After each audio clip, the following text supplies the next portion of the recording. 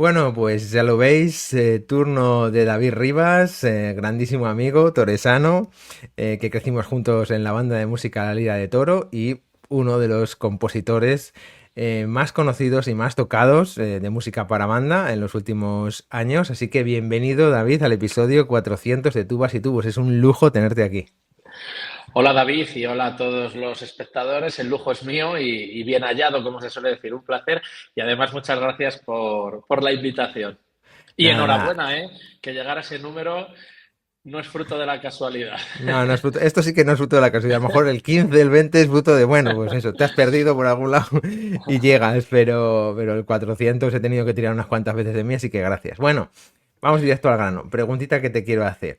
¿Cómo percibes el momento actual de la música para banda? Porque tú te mueves muchísimo por todas las bandas de España, incluso también en el extranjero. El fin de semana pasado has estado de visita de bandas. ¿Cómo ves este momento actual de la música para banda? Y también esa píldora que no me dejes de el repertorio para instrumentos de viento metal. ¿Qué opinas? Bueno, yo creo que de hace ya bastantes años a este tiempo, cierto es que el repertorio ha aumentado muchísimo. No quiero decir ni que todo sea acorde a las agrupaciones, ni a mí no me gusta utilizar los términos bueno o malo, porque quién decide qué es bueno, qué es malo. Si hacemos un análisis técnico, podemos llegar a otras conclusiones. Y creo que se está escribiendo muchísimo, lo cual creo que siempre es bueno pensando en la agrupación banda, pensando en el orgánico banda. Es decir, hay mucha música original para banda y eso las agrupaciones lo tienen claro y lo aprovechan. Creo que es un buen momento, que es un movimiento que en España siempre ha estado ahí, pero creo que ahora esa diferencia que a lo mejor había con algunas comunidades más pioneras, como podía ser Mm. Valencia, Galicia, etcétera, se ha extendido por toda la geografía nacional, lo cual es un lujo.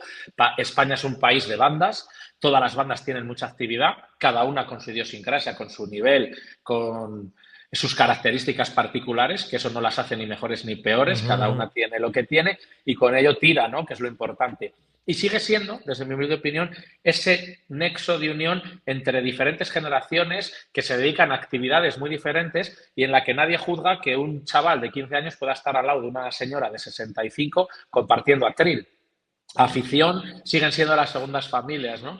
Y experiencias Y, vitales, ¿no? Que y también las experiencias tienen vitales. mucho. Ujú. No se nos tiene que olvidar también el mundo amateur, que no quiere decir no hacer las cosas bien o no marcarse unos objetivos, unos retos, pero al final hay muchas agrupaciones que sus integrantes lo tienen como un hobby y eso no quiere decir que no sean comprometidos, no se preocupen y no hagan una buena labor. Lo digo porque a veces se nos olvida y tratamos a estas agrupaciones como si fuesen profesionales y les exigimos ciertas cosas como si fuese una banda municipal, ¿no?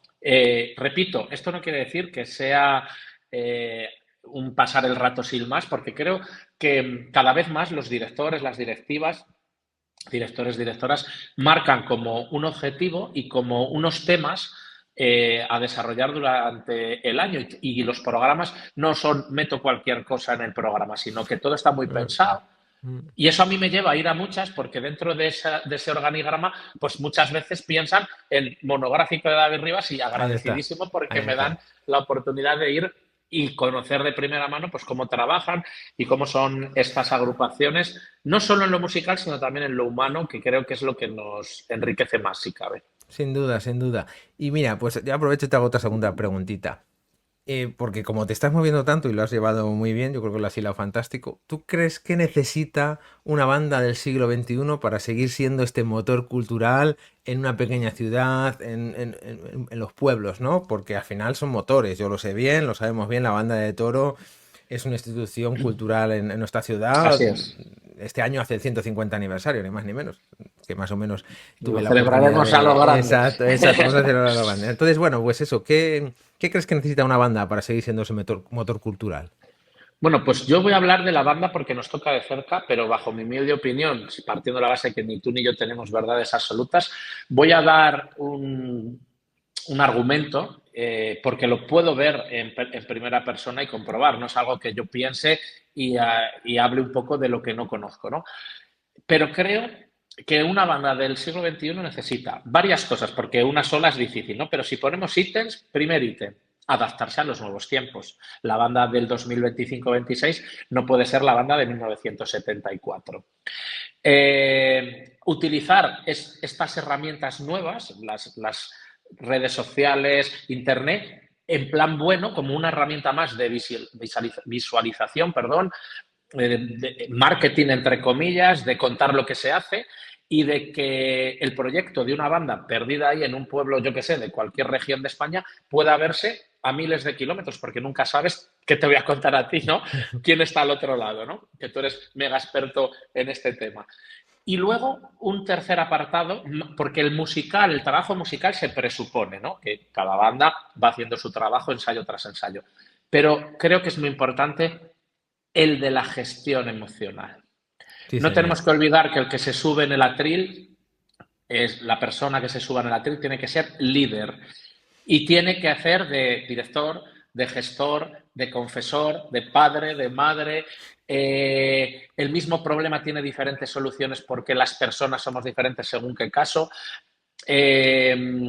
Actitudes diferentes pueden tener la misma solución, es decir, le podemos dar la vuelta a la tortilla y creo que a veces se nos olvida el tratar a las personas como personas. Entonces, hay que exigir lo musical, hay que hacer un trabajo musical, pero no tenemos que perder ese punto de vista, porque a veces focalizamos el 100% en componer, en dirigir, en tocar, y se nos olvida que estamos en una agrupación social, en una agrupación que aglutina personas muy diferentes y que en la mayoría de los casos es amateur, es un hobby. Entonces, como descuidemos a las personas y no tengamos claro ese liderazgo y ese trato hacia las personas, es muy difícil que luego el proyecto en lo musical funcione. Muy bien, David. Lo has cuadrado perfectamente. Creo que nos has dado una reflexión muy buena, muy acertada y te agradezco de corazón que te has dejado caer por este episodio 400 de tubas y tubos. Así que nos vemos muy pronto por Toro y un abrazo muy fuerte.